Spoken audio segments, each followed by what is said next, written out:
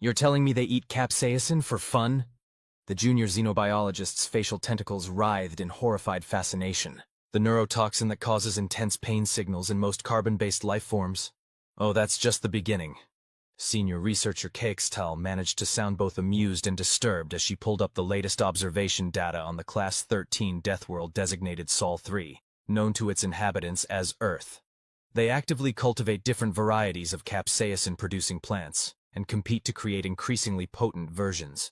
They have entire cultural events centered around consuming these toxins. But why? Because they're bored, apparently. Aleksandра's epidermis shifted to a contemplative shade of mauve, though they claim it enhances the flavor of their sustenance, which, by the way, they also intentionally set on fire before consuming. The junior researcher, fresh out of the Galactic Academy and still adapting to their first posting at the Sol observation station, made a sound somewhere between a laugh and a gag. You're making this up. I wish I was. Aleksandra pulled up another holographic display. Here's what they call a barbecue. Notice how they gather in groups to watch their food burn, often while consuming fermented grain poison, alcohol they call it, and engaging in something called small talk, which appears to be a ritualistic exchange of obvious observations about their planet's atmospheric conditions. Sweet cosmic radiation. The junior researcher's name was technically unpronounceable in any human language, but their colleagues had nicknamed them Squeaks due to the high-pitched sound they made when excited. Right now, Squeaks was living up to their nickname. How did they even survive long enough to develop spaceflight? That's the thing, Aleksandra said, her voice dropping to what passed for a whisper in their species. They haven't just survived, they've thrived. Every single thing that should have killed them has somehow made them stronger. Did you know they intentionally expose themselves to radiation? No. Yes, they lie out under their star until their protective outer layer literally begins to burn and die. They call it getting a tan. They view it as aesthetically pleasing. Squeak's tentacles went limp with disbelief. But the DNA damage. They know about it. They've documented it extensively. They just don't care. Aleksandra brought up another display. Look at this. They build artificial environments that simulate high-gravity conditions, then repeatedly lift heavy objects until their muscle fibers tear, all while their endocrine system floods with stress hormones. Some kind of torture ritual? They call it hitting the gym. It's considered a leisure activity. Aleksandра's epidermis rippled with barely contained mirth. Though not as leisure as what they call extreme sports. Do I want to know? Probably not, but I'm going to tell you anyway. Aleksandра's tentacles danced across the holographic controls. Here's something they call skydiving. They deliberately exit perfectly functional aircraft at high altitudes, experience free fall for extended periods, and then deploy fabric containment devices to slow their descent. Squeak stared at the footage. For what purpose? Fun. Fun. Fun, Aleksandra confirmed. Though not as much fun as base jumping, which is the same thing but without the aircraft and with significantly less time to deploy the fabric containment device. Squeaks made a sound that their universal translator couldn't even begin to interpret. How has the Galactic Council classified them as a pre-contact civilization? They're clearly insane. We should be quarantining the entire system. About that. Aleksandра's epidermis shifted to a deep blue of professional concern. The Council has been hesitant to make official contact. Because they're dangerous? Because they're unpredictable. Aleksandra brought up yet another display, this one showing various human activities throughout history. Look at their response to environmental challenges. When they were too slow to catch prey, they invented projectile weapons. When they couldn't fly, they built machines that could.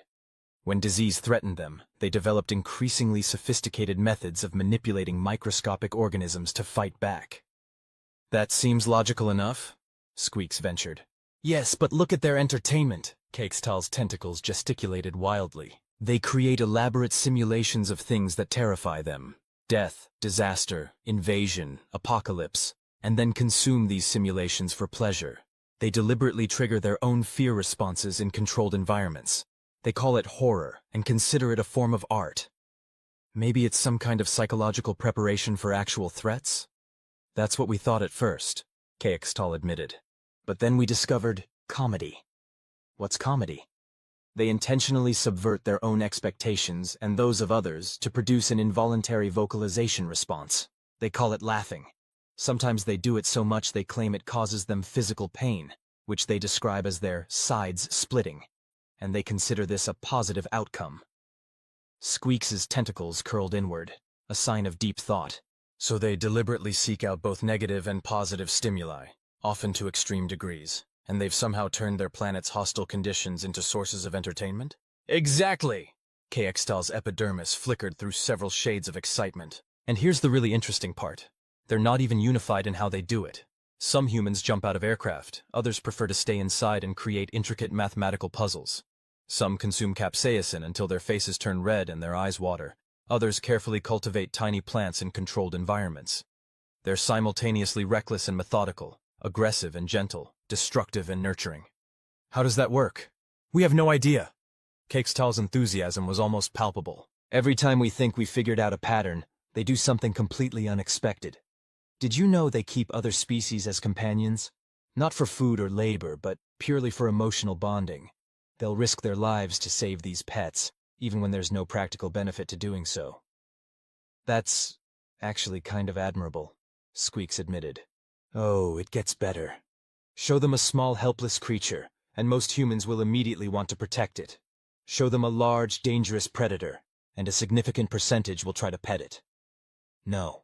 Yes, there are countless documented cases of humans attempting to approach clearly dangerous animals to, and I quote, boop the snoot. Squeaks was silent for a long moment. Perhaps we've been looking at this wrong. How so? Well, we've been avoiding contact because we think they're unpredictable and dangerous. But maybe that's exactly why we should make contact. Squeak's tentacles unwound slightly. Think about it. They've survived on a Class 13 death world not just through adaptation, but through active engagement with everything that threatens them. They don't just endure their environment. They find ways to enjoy it. Are you suggesting what I think you're suggesting? Look at the galaxy right now. Squeaks continued, gaining confidence. The Rigelian Empire is expanding aggressively. The Zikis-Thraxian hive is consuming resources at an unsustainable rate. The Ancient Ones are still in their isolation phase, refusing to help with any of the galaxy's problems. Maybe what we need is a species that looks at deadly threats and says, I wonder what happens if I poke it. KXTAL's epidermis shifted through several thoughtful colors before settling on a bright, decisive yellow. I'm going to forward your analysis to the Council. But first, she pulled up one more display. Want to see what humans do with something called a pogo stick? Do I want to know? Probably not, but you're going to find out anyway. KXTAL's tentacles danced with amusement. After all, that's the human way. As they watched humans deliberately bouncing on spring-loaded sticks for entertainment, both researchers couldn't help but wonder. Perhaps the galaxy didn't need to avoid Earth after all. Perhaps, in its own bizarre way, Earth was exactly what the galaxy needed. A planet full of beings who looked at a Class 13 death world and decided to call it home, who faced their fears by turning them into entertainment, and who responded to the universe's deadliest challenges by saying, hold my beer. The Council's official first contact recommendation came through 3 solar cycles later. It read simply, approach with caution, sense of humor, and if possible snacks. They like snacks. And so began humanity's introduction to the galactic community. Not with fear or trepidation, but with a mixture of scientific curiosity, diplomatic courtesy, and an inexplicable desire to show their new alien friends something called cat videos. The galaxy would never be the same. Neither would the humans, of course, but they were used to that. After all, change was just another form of entertainment to them. And if there's one thing humans were good at, it was finding ways to enjoy themselves, even if it killed them. Though it rarely did, much to the galaxy's ongoing bewilderment. First contact protocols, or lack thereof. 3 standard months after the Council's recommendation, the Sol observation station was in chaos. Not the bad kind of chaos, at least not by human standards, but the kind that made KXTAL's epidermis cycle through colors faster than a malfunctioning holographic display. They want to do what for the first contact ceremony? Squeaks asked, their tentacles curled in disbelief. A party, KXTAL said, somehow managing to make the alien word sound both fascinating and terrifying. Apparently, it's a social gathering involving food, beverages, music, and something called dancing. Dancing.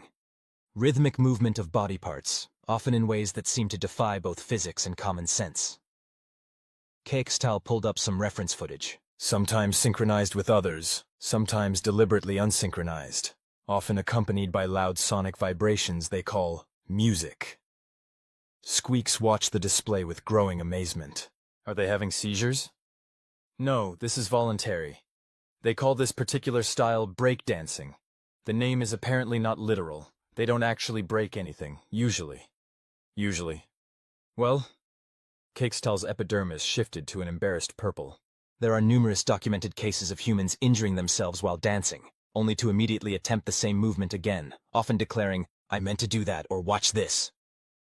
The station's main communication array chimed, indicating an incoming transmission from Earth.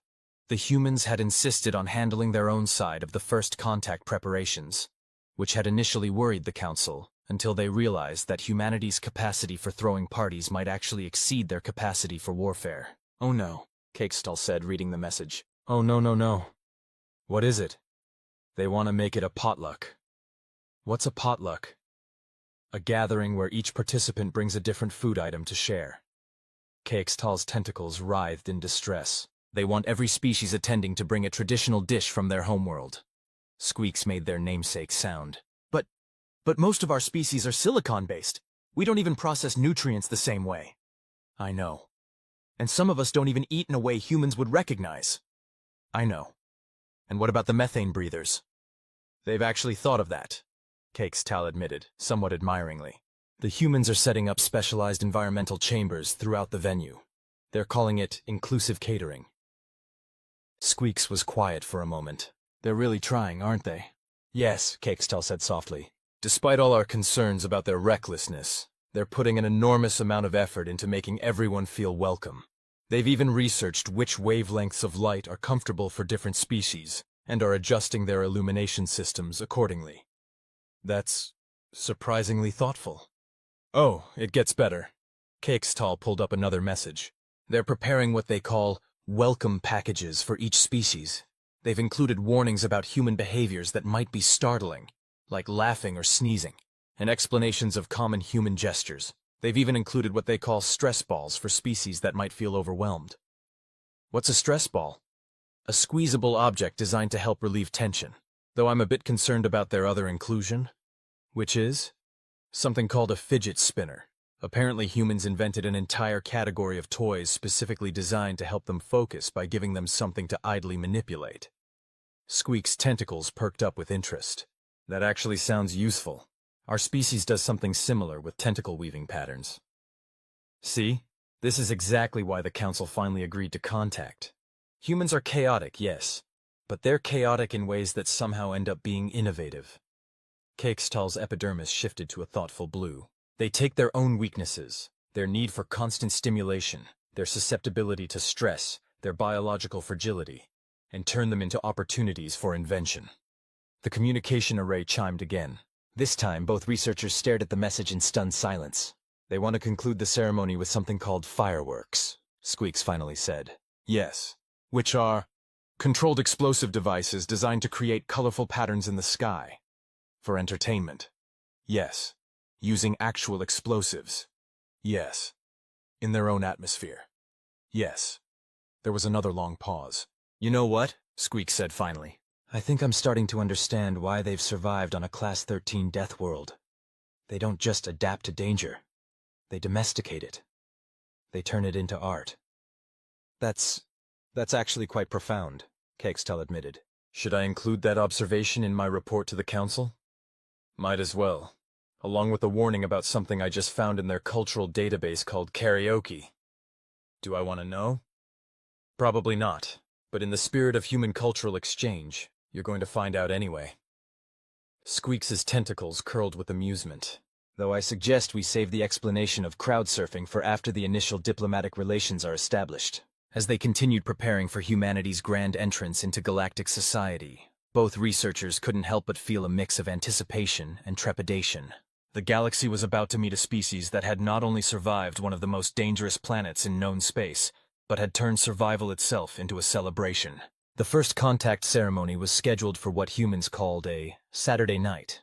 Apparently this was culturally significant. though the researchers were still trying to understand why humans divided their time into arbitrary segments called weekends, and why these periods seemed to involve more reckless behavior than usual. But that was a mystery for another day. Right now, they had to figure out how to explain to the council that humans wanted to commemorate this historic moment by, among other things, gathering in a large group to perform synchronized movements to rhythmic sounds, while ingesting various substances that altered their consciousness levels, all while surrounded by representatives of species they had never met before. In other words, humanity's first official act as part of the galactic community would be to throw the biggest party the galaxy had ever seen, and somehow that seemed perfectly appropriate. The party heard across the galaxy.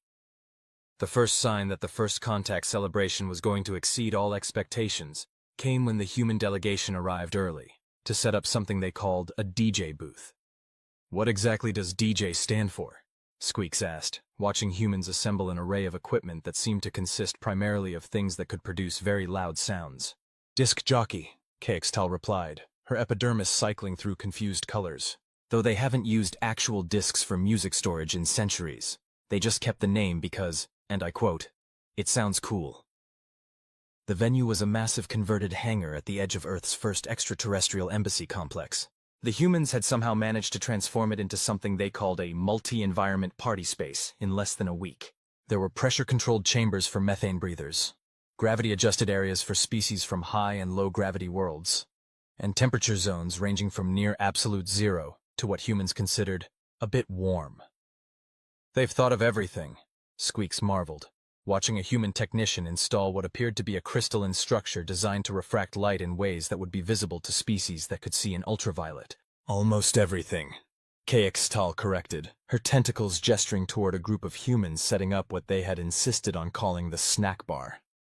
"I'm still not sure they fully grasp that some species literally cannot consume their food without dissolving." "Oh, they grasp it," came a new voice. Both researchers turned to see Dr. Harriet Thompson, their primary human contact for the event. "That's why we've set up separate refreshment stations for each major metabolic group. The dissolving pools are in the back, next to the plasma dispenser." Kaextal's epidermis shifted to an impressed shade of gold.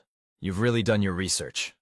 "Of course," Harriet grinned, a human expression that both researchers had finally learned to stop flinching at. "This is arguably the most important party in human history. We're not going to mess it up by forgetting that some of our guests digest their food through absorption rather than ingestion." "About that," Squeaks ventured, "we've been meaning to ask about something called the Macarena." "Oh, don't worry," Harriet laughed. "We've prepared a comprehensive guide to human dance moves, complete with difficulty ratings and warnings about potential cultural misunderstandings. We don't want anyone thinking the YMCA is some kind of ritual combat stance." Before either researcher could ask what YMCA meant, the first guests began arriving. The Rigelian delegation entered first, their crystalline bodies catching and refracting the carefully calibrated lighting. They were followed by representatives from the Xenobiology hive, their segmented bodies moving with precise coordination. Even a few of the ancient ones had emerged from their isolation, their energy-based forms contained within specially designed interface units. And then the music started. "Is it supposed to be that loud?" Squeak shouted over what the humans were calling icebreaker tunes. "Apparently," Kaextal shouted back, "they call this getting the party started." What happened next would be recorded in galactic historical documents as the night that changed everything, though different species would remember it for different reasons. The Rigelians discovered they had a natural talent for breakdancing, their crystalline forms creating spectacular light shows as they spun and flipped. The Xenobiologians, after initial confusion, became fascinated with the concept of the conga line, turning it into an impressively coordinated group movement that stretched half a kilometer. Even the ancient ones found themselves drawn into something called the wave, their energy forms creating ripples of light that complemented the human-designed illumination systems. But it was the food that really brought everyone together. "You're telling me," a Rigelian diplomat said, their crystalline form vibrating with excitement, "that humans intentionally ferment grape juice, wait years while it ages, and then consume it for both its taste and its mild psychoactive effects?" "That's wine for you," Harriet explained. "Though, if you think that's interesting, wait until you hear about cheese." In the methane breather's chamber, a similar conversation was taking place about something called hot sauce, though thankfully none of them could actually try it. The Xenobiologians had become particularly intrigued by the concept of fusion cuisine. seeing it as a perfect metaphor for cultural exchange. And everywhere humans were doing what they did best, turning potential disasters into opportunities for connection. When a junior diplomat from the crystalline species accidentally shattered a glass with their sonic communication frequency, the humans immediately declared it a party tradition and began teaching everyone OPA, much to the confusion and eventual delight of the galactic community. When the gravity controls in one section briefly malfunctioned, 3 humans immediately organized an impromptu zero-G dance contest that would later be adopted as an annual intergalactic event.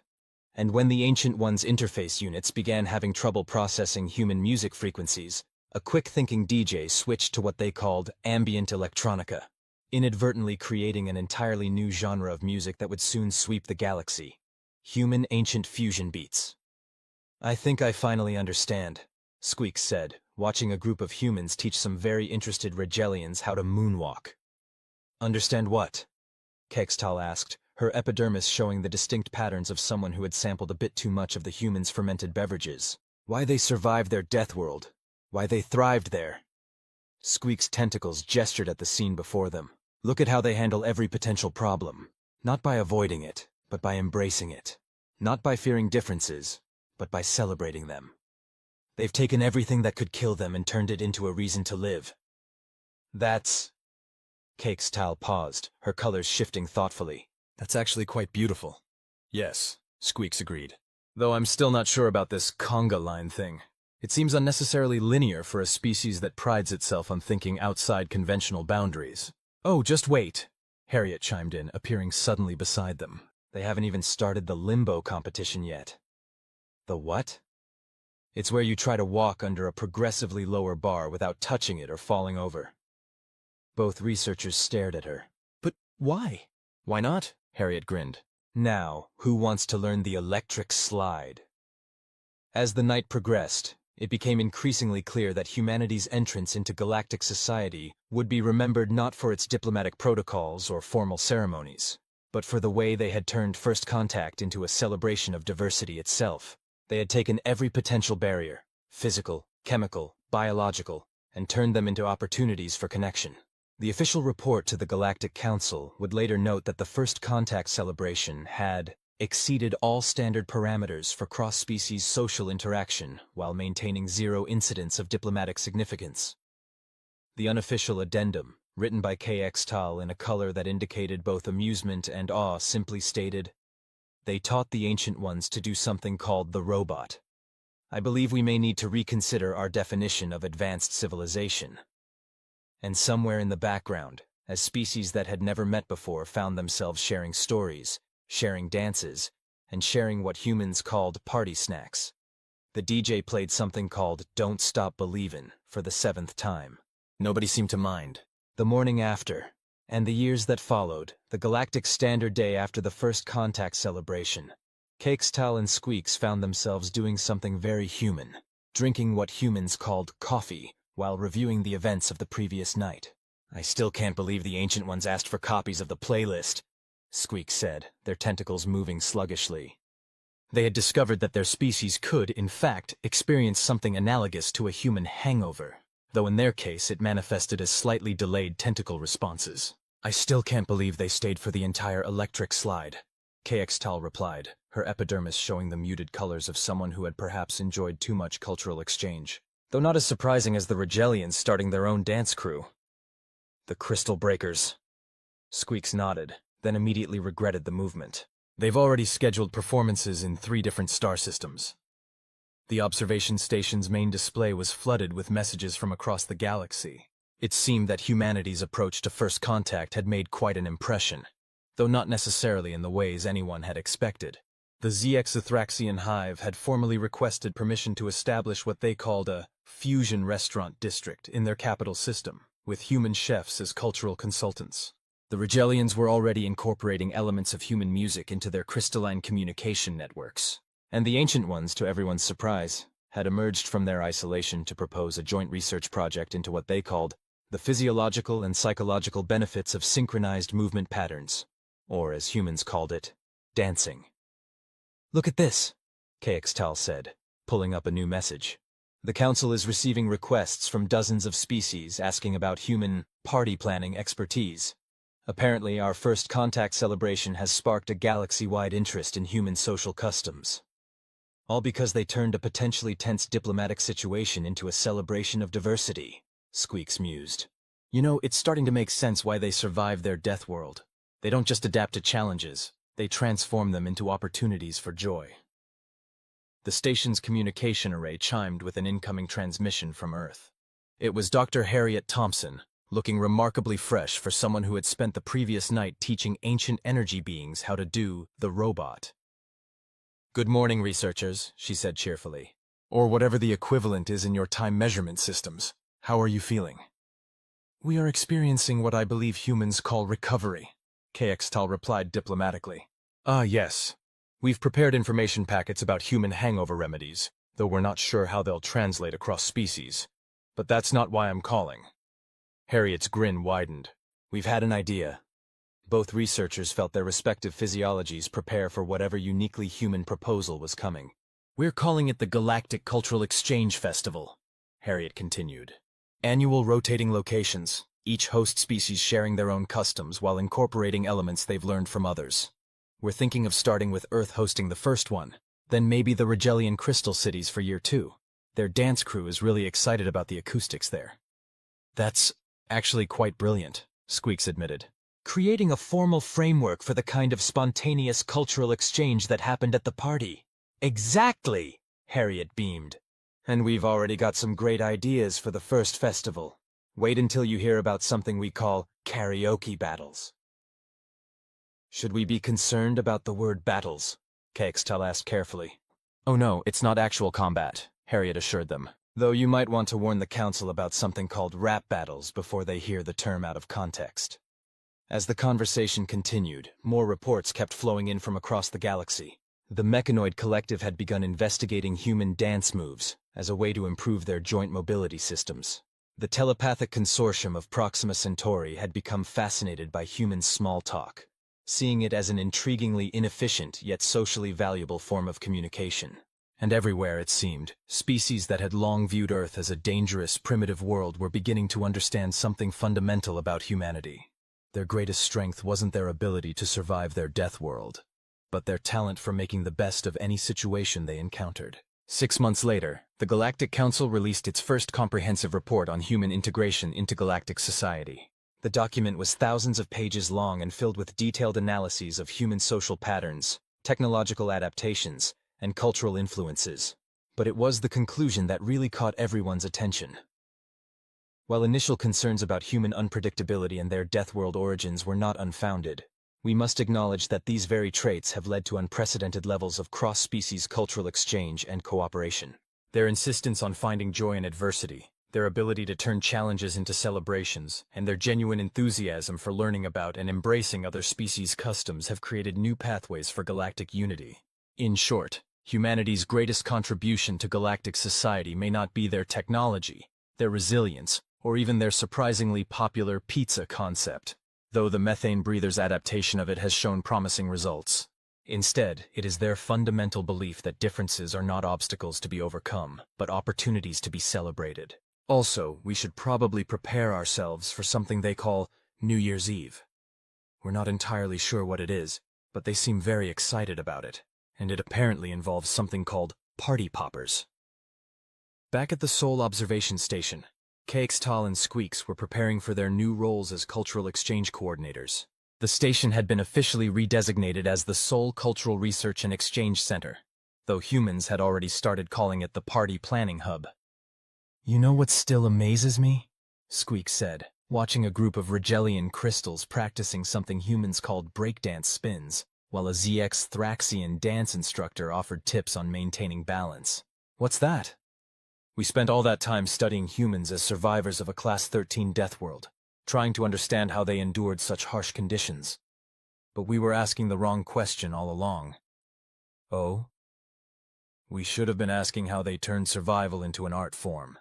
How they took everything that could kill them and turned it into a reason to celebrate being alive." KXTAL's epidermis shifted to a color that the station's systems had recently categorized as philosophical appreciation with a hint of amusement. "Indeed," she agreed, "though I'm still not entirely sure about this crowd surfing concept they're trying to teach the Ancient Ones." Actually, Squeak said, their tentacles curling with what had become their own version of a human grin. I think I'm starting to understand it. It's not about the surfing. It's about the trust. The joy of letting others hold you up while you experience something new.